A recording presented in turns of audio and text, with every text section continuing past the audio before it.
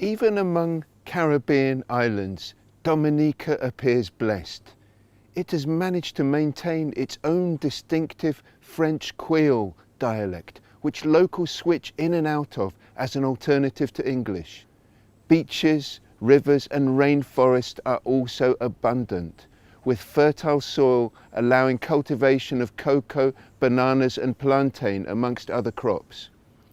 But with these riches comes the curse of many natural disasters in the form of tropical storms and hurricanes.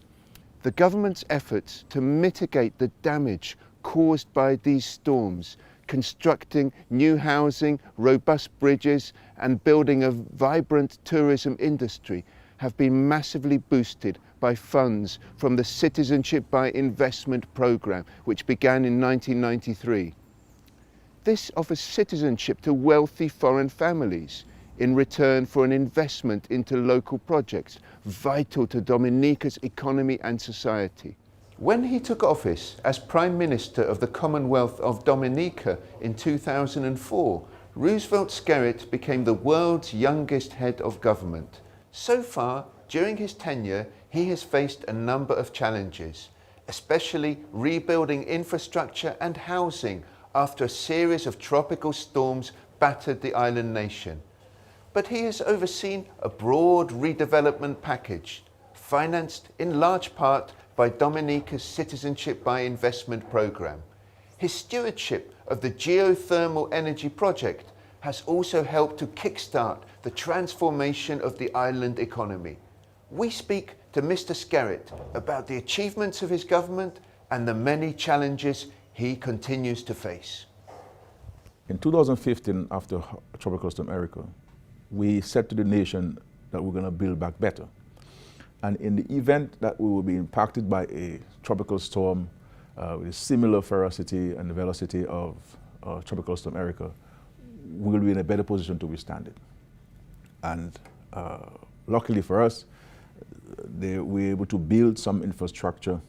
And so by the time Hurricane Maria came, these pieces of infrastructure withstood the ravages of Hurricane Maria. So we were able to have practical instances that all people could point to and to say, yes, if we build in a resilient way, we'll be in a better position to withstand those disasters. Now, this has not taken away the emotional trauma completely from the people. The average citizen, whether it's the 85-year-old man or the 12-year-old schoolgirl, will speak about resilience. So when the contractor comes to build his home or to fix his home, he's going to say, well, make sure you do it in a resilient way. So people are speaking about resilience, and resilience has become a household name, a word, across Dominica. And another major practical impact of the CBI funds has been reducing energy costs. You're working on the geothermal energy project. How do you feel this change in the economics of energy production can perhaps transform the island economy? We believe that, and many people have indicated that if we are successful, and we believe we will be successful, in implementing this geothermal project, it will be a game changer for the economy of Dominica for a number of reasons. First of all, it will help reduce the cost of electricity and energy for private citizens and for the private sector. If you speak to any hotel property owner in this country, they will tell you that more than 50% of the costs come from energy. And if we're able to reduce this by 50%, one can appreciate how much there will going to be an increase in profits and a profit margin for the hotel industry in our country. For the average consumer, we will see money is remaining in your pockets. This is a win for us where geothermal is concerned. Secondly, we are an importer of fossil fuel. And with what's happening, for example, in Venezuela, what's happening in Trinidad with the closure of the the refinery, the fluctuation in the price of petroleum products.